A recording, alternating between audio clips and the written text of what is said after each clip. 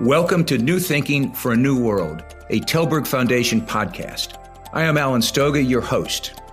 Each week, I bring you conversations with people who think differently about the great issues that are shaping our world.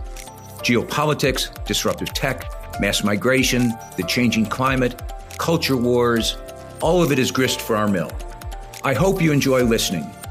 I also hope you will let me know what you think and that you join the conversation at tilburgfoundation.org. And now for today's episode of New Thinking for a New World. An invasion by a revanchist neighboring country seeking territory, resources, and perhaps long-term domination. More noise than actual support from allies. Sanctions. Summit meetings that don't change anything on the battlefield. Great powers lining up on different sides. An out-of-the-blue offer from the Trump administration to solve everything with a deal for rare earth and other minerals. No, I'm not describing Ukraine. I am talking about the Democratic Republic of Congo. Well-armed militaries, backed by Rwanda, have seized key provinces in the country's mineral-rich east.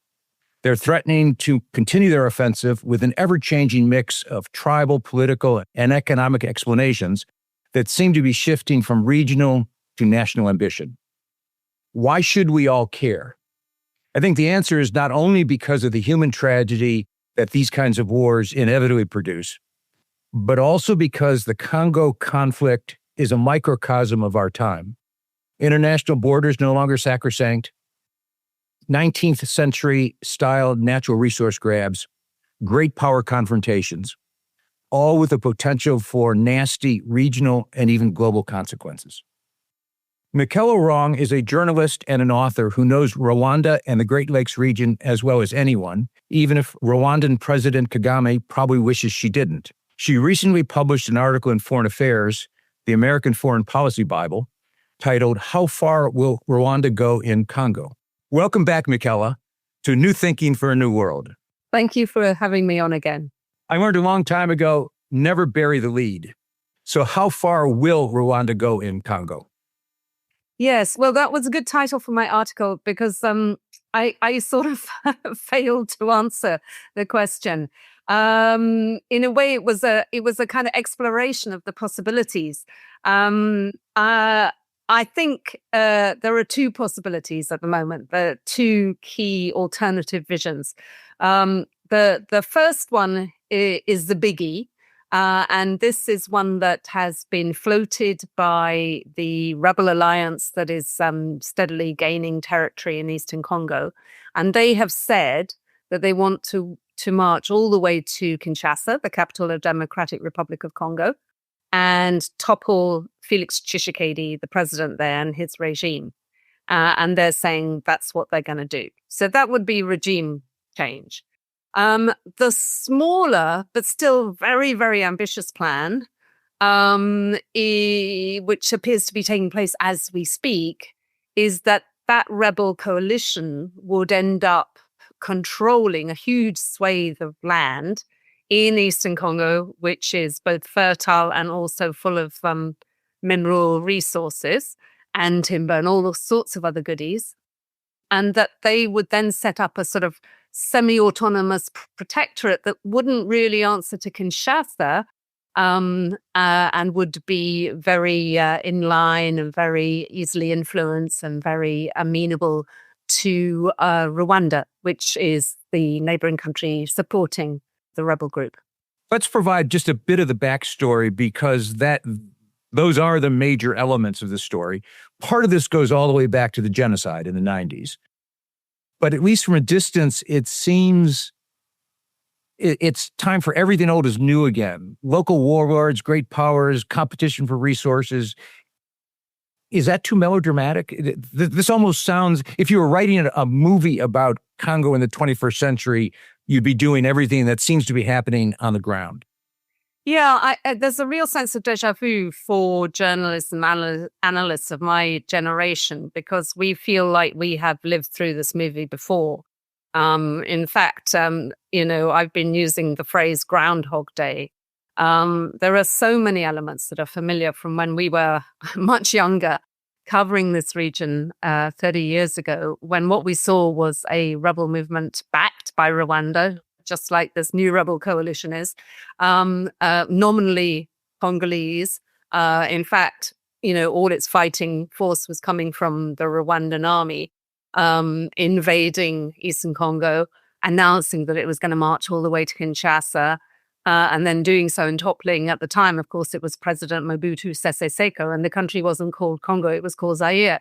So, yeah, there is a sense of nothing has changed. And that's actually what makes this so worrying, this whole scenario, because a lot of money, a huge amount of diplomatic effort, a huge amount of weaponry and various peacekeeping forces were sent to Congo to try and make sure that this didn't happen again, and that the country kept together as one unit and wasn't sort of torn apart, and was at peace and started having normal elections. So we've seen sort of 20 years of peacemaking efforts just unraveling, within weeks. And it's really, really dismaying and very worrying, because I think it could have all sorts of consequences for the greater region.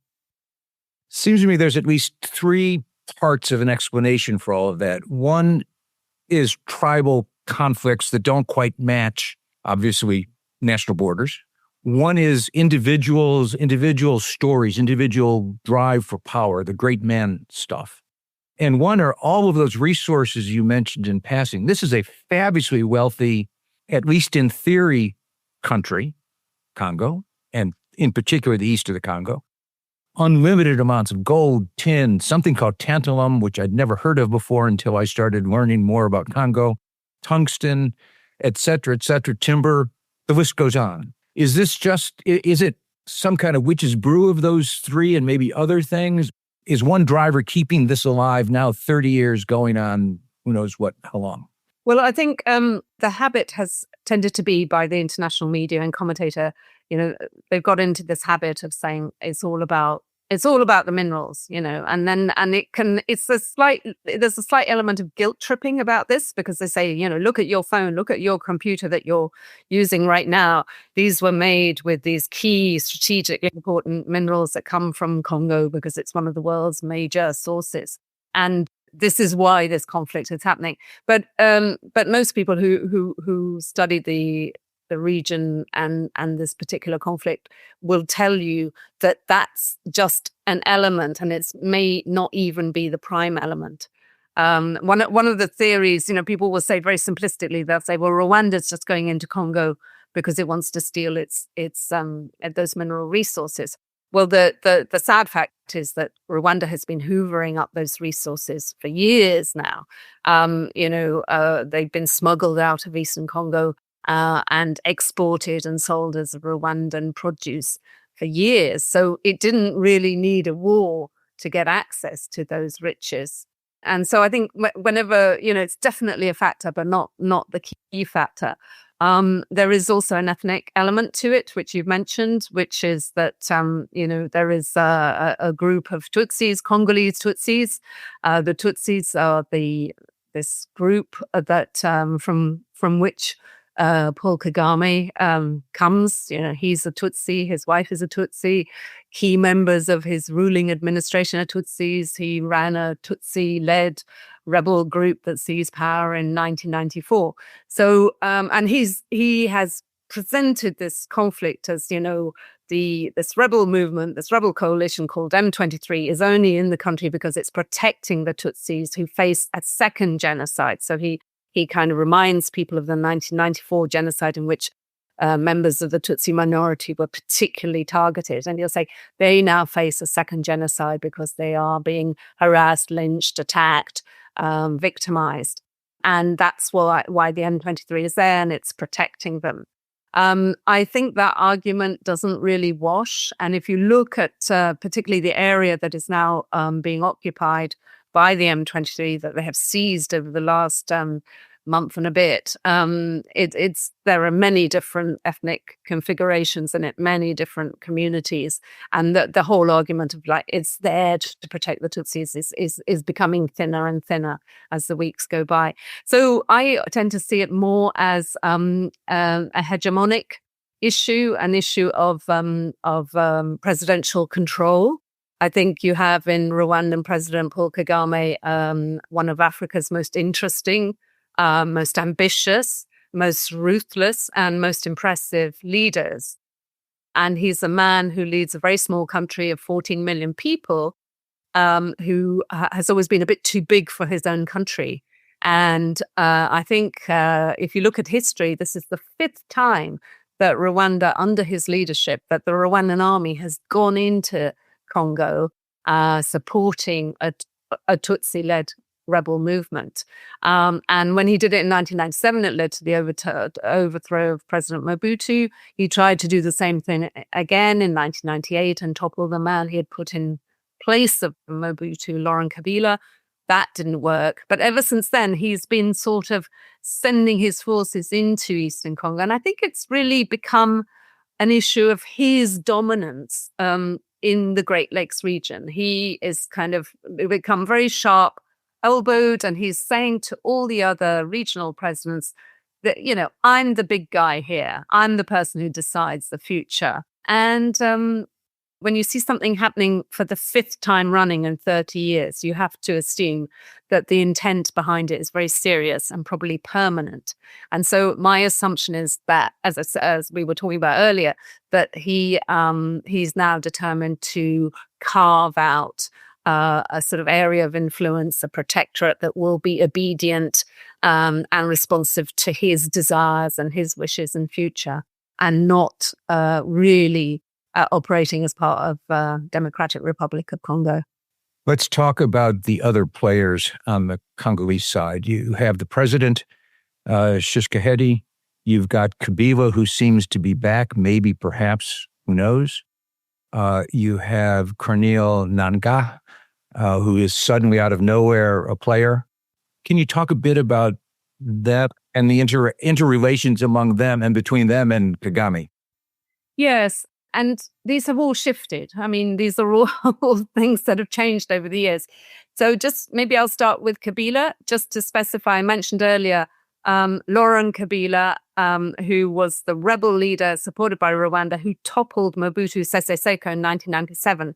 And within a year, he had fallen out with his backers, Rwanda, Paul Kagame, and they decided they were going to get rid of him just as they had got rid of President Mobutu Sese Seko. And they attempted to overturn him. And that attempt was unsuccessful. It was done by military means, and the whole military operation got bogged down and was very costly towards Rwanda. But very soon after, he was assassinated by one of his own bodyguards. And the suspicion has always been that Rwanda and maybe Angola were behind that assassination attempt. So the Kabila we're talking about now is not Laurent Kabila. It is Joseph Kabila, his son, who took over as soon as his father was assassinated. But took over, had always had very close ties with the Rwandans, had spent a lot of time in Rwanda as a young man growing up.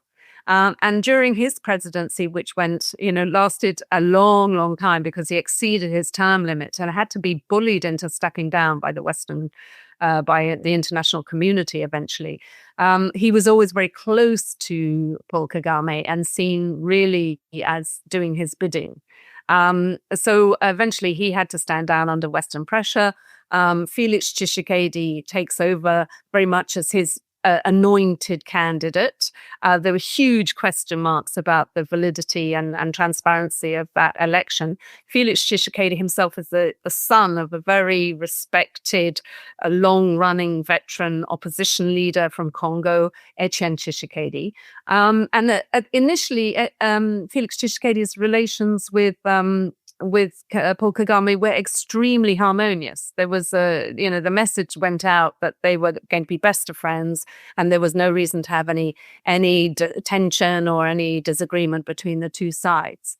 And so this changed over the years. And what most analysts seem to reckon has happened is that there was a point where Felix Tshisekedi, feeling a bit more confident, started to do infrastructural investment schemes, sign contracts with his neighboring countries. He had joined the East African Community.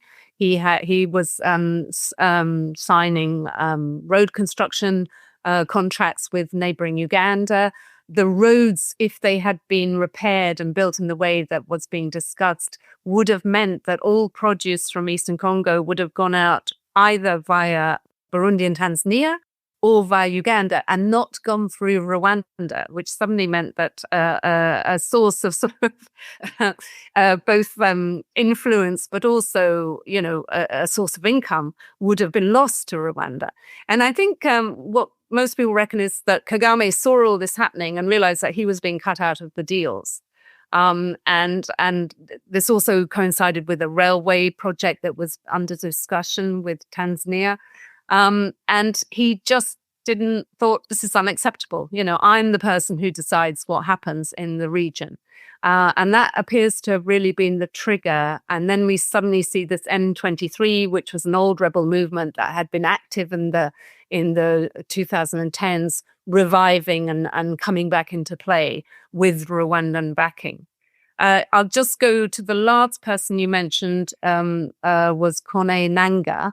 And he's a very interesting character because during the first election that put Felix Tshisekedi in the presidential palace in Kinshasa, there were huge question marks about the results. I mean, the Congolese churches have got together and said, these results do not make sense. They do not jive with what we have at all.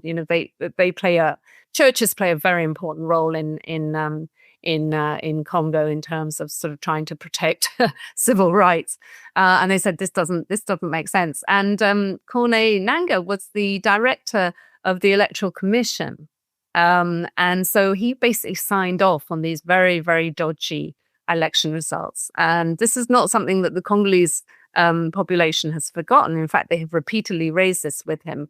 And, here he is, the nominal head of a rebel movement, which is challenging Felix Tshisekedi. And his line is, well, I've seen the error of my ways. I got it wrong. Yes, I anointed him. When I was running the electoral commission, I anointed him as the president of Congo, but how wrong I was. And here I am making up for it by leading this rebel group. But obviously that's a position that is quite hard to carry off. So he is the other player in all this. And I think, there are a lot of analogies between him and Laurent Kabila in 1997, in that you have someone who's been chosen seemingly because he is Congolese. Behind him, there are Rwandan forces. There's Rwandan military. There's Rwandan planning, Rwandan's strategic sort of, everything behind him is Rwandan, but there's a Congolese figurehead. And that was the situation with Laurent Kabila, and that seems to be the situation with Corneille Nangaa. That's a really important point. M23, described as a rebel group, has sort of this image of a bunch of guys in badly dressed uniforms, fatigues in the forest, when in fact it's a very professional-looking army, including thousands of Rwandan, not just soldiers, but equipment, tanks. You see images coming from this war, and it doesn't look like the caricature of an African war out in the jungle. It's really quite professional. Oh, yeah. I mean, if you see any recent photographs or videos taken of M23, you would not think this is a rebel movement. This looks like a regular army.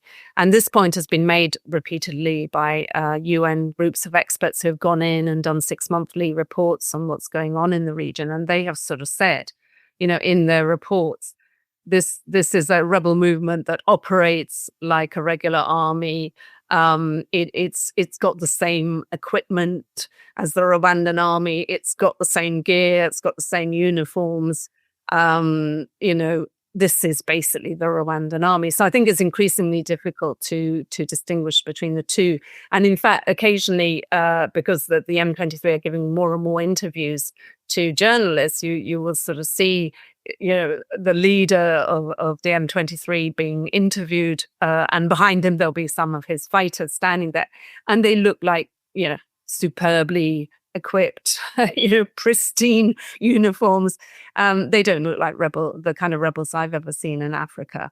I'm not, it's a little unclear how many M23 troops now exist. I think one of the figures that was being bandied around a couple of weeks ago was 8,000 troops for the M23, but there are between 8,000 and 12,000 Rwandan army soldiers also operating in the area of captured Congolese territory. So it's a very professional operation, and it doesn't look anything like what African rebel groups normally look like. The Telberg Foundation has a deep commitment to encouraging global values-based leadership wherever we can find it. With the Telberg Leaders Mentoring Leaders program, we're looking to identify and nurture emerging leaders with outsized potential. TLML aims to leverage the Telberg Foundation's global network to accelerate emerging leaders' growth and impact through one-on-one mentoring. Are you someone, or do you know someone, who should be a part of the TLML program? If so, please apply. Applications will be accepted from March 1st. Go to telbergfoundation.org for more information. Thank you. Tshisekedi recently met with Kagame. Kagame may have separately met with Kabila. There's rumors around about that. What happens next? Yeah, there was this meeting in Qatar that was hosted by the Emir of Qatar. And Qatar is a big investor in Rwanda. And they have tried to play a mediating role in various crises that have involved Rwanda. So the two leaders got together, met there, and immediately signed up for a supposed ceasefire and a cessation of hostilities. But of course, nothing on the ground has changed. And this is actually a pattern we've seen in this conflict, that ceasefires are announced by the M23. And then the fighting continues regardless. And there's a sort of, it's gesture politics. It's the M23 wanting to make it look as though they're giving peace a chance, they're giving negotiations a chance. But effectively, one of the key issues we have now is it's not clear who is fighting with any seriousness on the Congolese side. Early on in the conflict, there were two mercenary groups that were being employed by the Congolese government. That they were running the drone operation on which the Congolese army relied quite heavily. They were disarmed by the Rwandans and deported from the country. We saw a UN force, MONUSCO, which is one of the longest running UN forces in history, also being disarmed and cantoned inside Goma in North Kivu. We saw South African peacekeepers running a Southern African peacekeeping regional force there. They were also surrounded, laid down their weapons after 14 South African fighters were killed, and 3 others also. They were stuck in this humiliating position by the M23 and the Rwandan army, where they basically couldn't do anything, were just cantoned. They've now announced that they're pulling out. The Burundian army, which was fighting on the Congolese side, has slowly been withdrawing from southern Kivu. And so it's left to the Congolese army and what are known as Wazalendo, which is a coalition of local militias who really do look like ragtag African rebel movements, who appear to be extremely demoralized. They're fighting M23 and the Rwandans, but in many cases they're not being paid, they're not being fed, they don't have decent equipment, they've been cut off from fresh supplies. And so it's really not clear who's doing the fighting on the Congolese side. So, I mean, in this situation, I think, everyone is just watching the M23 seize more and more power, more and more territory, and wondering what happens next. And it does seem to suggest that unless pressure is put on Rwanda, we're certainly going to see that ambition of a sort of semi-autonomous protectorate being solidified and entrenched. Whether then that rebel group does do as it promised it would do and start marching on Kinshasa, I don't know. At the moment, most people are concerned with Kisangani, which is the third biggest city in Congo. It's the city, made famous by V.S. Naipaul in Bend in the River. It's a big city. It's rich in diamonds. It would be an important vantage point because it's on the river. Everyone is wondering whether that is going to be the next to fall, because the rebels have seized a place called Walikale. They seized it and then drew back, saying they would give peace a chance. But the biggest city after Walikale is then Kisangani.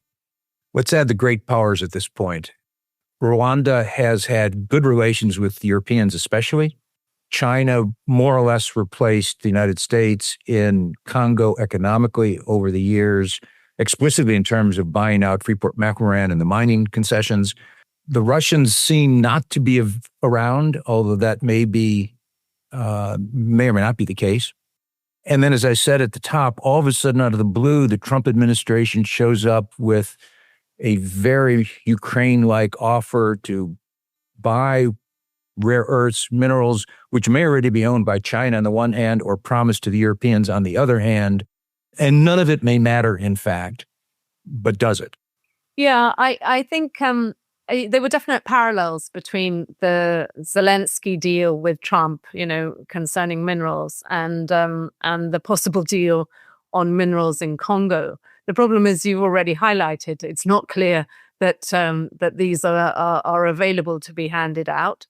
It's also not clear really who's negotiating the terms of that deal. There was a recent article in the Africa Report, which was fascinating because it showed that there are 4 or 5 different players in Washington who are trying to negotiate this deal, and it's not clear which one has the ear of the president, Felix Tshisekedi, and therefore which one would have the authority to sign off on this kind of arrangement.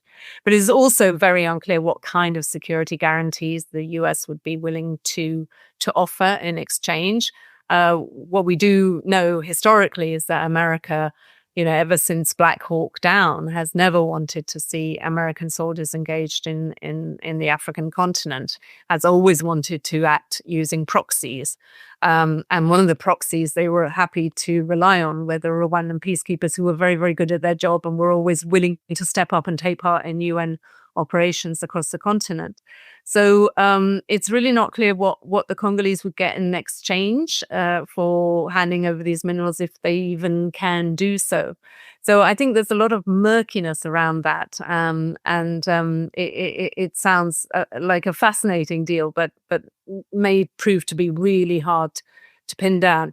I think if you put that to one side, that probably the only thing that will prevent the rebels from continuing their march across the country, there are 2 elements. One is that they'll overextend. They probably already are overextended, because it's one thing capturing a town. It's another thing then being able to run it and administer it. And they will want to show that they can install law and order, and they're already having problems on that front. There have been some stories of rapes and lynchings and prison breakouts and nastiness occurring in quite a few of the areas that they supposedly control.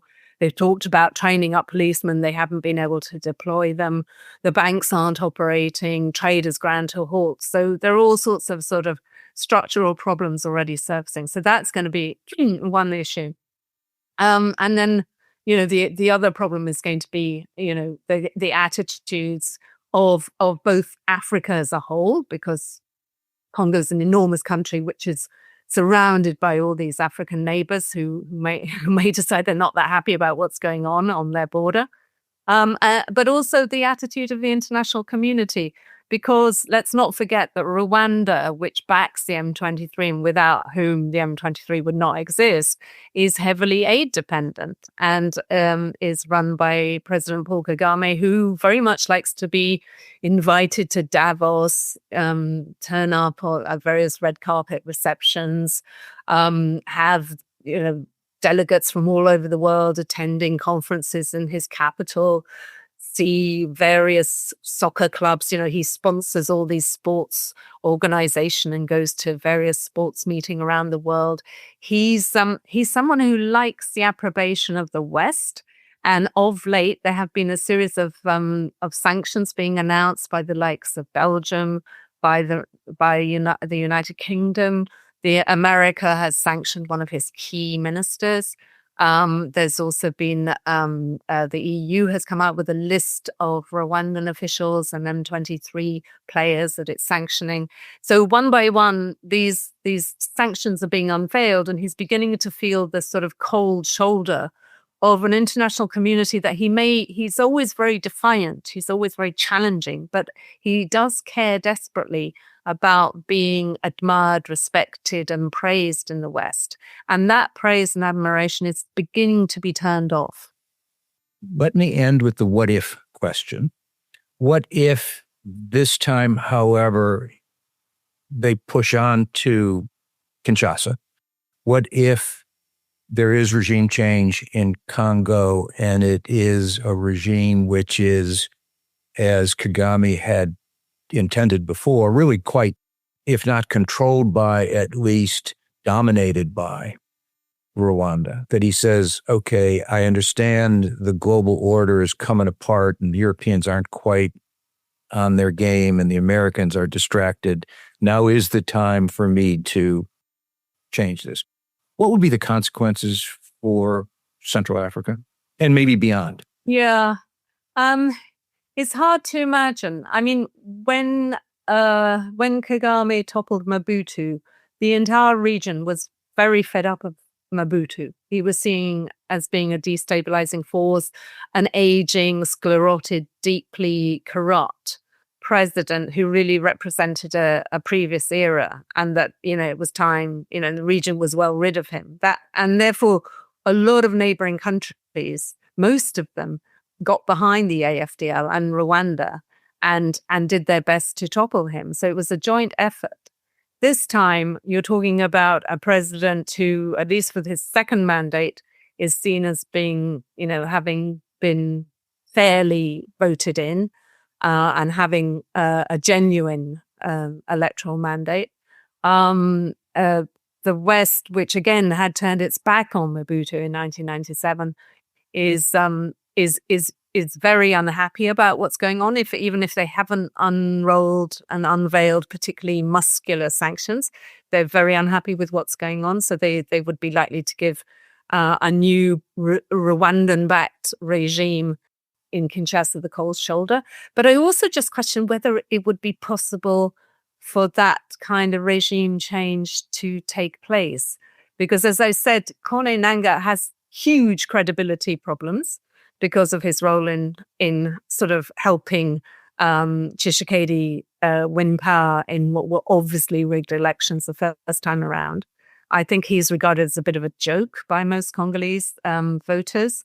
Joseph Kabila, who might well end up being the chosen candidate because he's certainly been giving more and more talks and criticizing Felix Tshisekedi and presenting himself as a political alternative.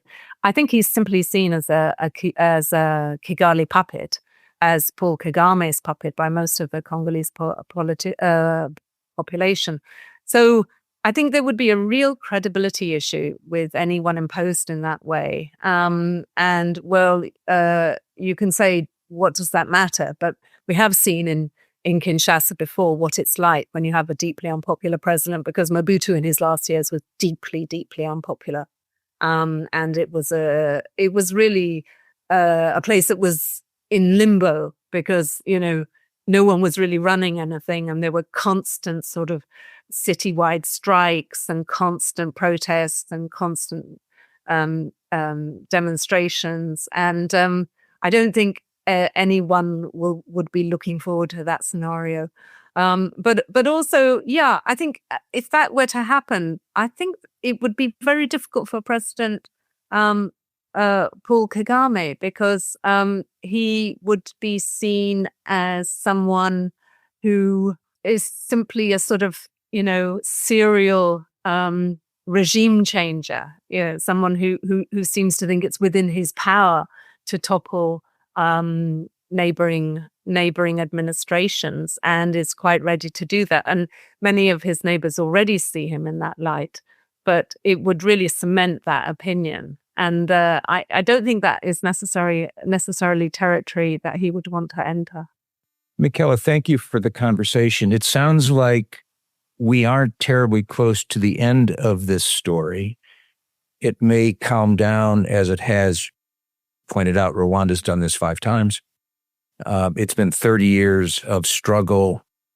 The tragedy is, it's almost Shakespearean. The tragedy is that this looks set to continue. Is that a fair bottom line? Yes, I'm afraid so. I think this is going to run and run. I was looking at my records last week, and it took 6 months for the AFDL to get all the way to Kinshasa in 1997 and overturn Mobutu. I think this, what we're seeing taking place now will probably be slower. And I'm hoping it won't get that far. But I think we're going to be in crisis mode for quite a while. And one of the points I try to make when I sometimes speak to people in Europe and British officials and others is when you're hesitating in not unveiling muscular sanctions against Paul Kagame, don't forget that this is going to be costing you, because DRC already has 7 million displaced people. And in the east of Congo, there's been a huge population of people they've been displaced by the M23 military campaign. They were living under tarpaulins. They were catching nasty diseases. The women were being victimized because they were very vulnerable, and they were living off food rations because, of course, they can't till their fields. And that was being paid for by the international community, by the World Food Programme, and it was very expensive, as is supporting a UN force in that area for as long as we have. So Rwanda's misbehavior and its sort of ambitions, Paul Kagame's ambitions, are costing us dearly. It's not just about the fact that he's destabilizing the region. It's also going to cost the international community a huge amount of money to try and patch up the damage that he is creating. Thank you very much for this conversation. Thank you. It's been a pleasure. Thank you for listening to this episode of New Thinking for a New World. I'm Alan Stoga, podcast host, and I look forward to your joining our next conversation. Remember, tell us what you think at telbergfoundation.org.